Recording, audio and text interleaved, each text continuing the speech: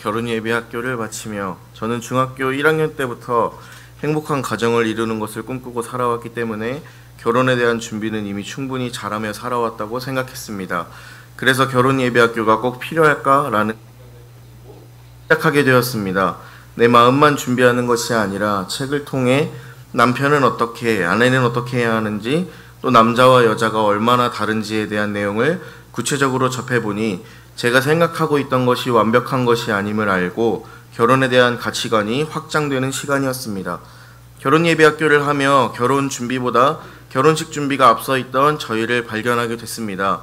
결혼에 대한 본질적인 부분을 준비하기보다 결혼식을 어떻게 할까에 대한 고민을 더 하고 있었고, 이미 다 알고 있다고 생각했지만 놓치고 있던 부분을 정확히 짚어주셔서 그때부터 교만했던 내 생각을 내려놓고 기도로 결혼을 다시 준비하기 시작했습니다. 기도하며 본질이 아닌 것들에 대한 고민을 많이 내려놓게 되었습니다. 하나님이 원하시고 또 아내가 기뻐하는 남편의 모습에 대해 생각하게 되었습니다. 저는 사람의 심리를 잘 파악하고 평소 눈치도 좀 빠른 편이어서 자매의 마음을 잘 캐치하고 나름대로 잘 챙겨주고 있고 원하는 대로 맞춰주고 있다고 생각하고 있었지만 그것은 저의 생각이었고, 여러 나눔을 통해 자매의 마음이 형제와 얼마나 다른지 배웠습니다. 갈등이 생겼을 때 내 위주의 생각으로 대화를 이끌어 나가기보다는 상대방의 마음을 헤아리고 어떤 부분이 속상한지 힘들지만 물어보고 들으려는 노력을 하게 됐습니다. 요즘에는 대화가 잘 되는 것 같다고 좋아합니다. 자매가 어떨 때 속상한지 또 어떨 때 사랑을 느끼는지를 다시 배우게 됐습니다.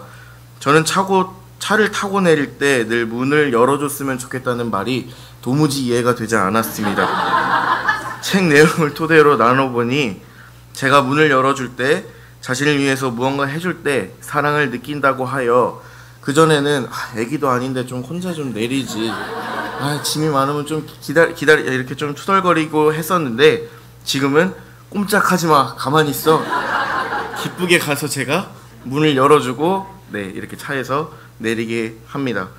주변 선배들이 서로 살아온 배경이 다르기 때문에 잘 안 맞고 많이 싸울 거라는 얘기들은 많이 하지만 어떻게 하면 서로를 이해하고 존중하고 배려하며 살 수 있을지 현실적인 부분을 가르쳐주는 분들은 많지 않았는데, 결혼예비학교를 통해 서로를 이해하고 어떻게 대화하고 갈등 상황을 어떻게 해결하는지를 배울 수 있었던 것 같습니다.